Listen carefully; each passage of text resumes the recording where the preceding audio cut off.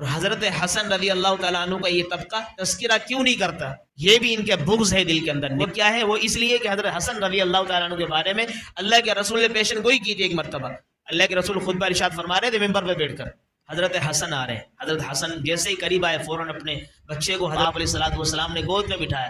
بٹھانے کے بعد تمام لوگوں کا یہ لوگوں یاد رکھو یہ میرا بیٹا حسن، یہ دو مسلمان فریق ہوں گے، ان کے درمیان میں صلح کروائے گا، ان کی کسی وجہ سے کسی اختلاف ہو جائے گا لیکن دو مسلمان فریقوں کے درمیان میں یہ صلح کروانے والا میرا بیٹا حضرت حسن ہوگا.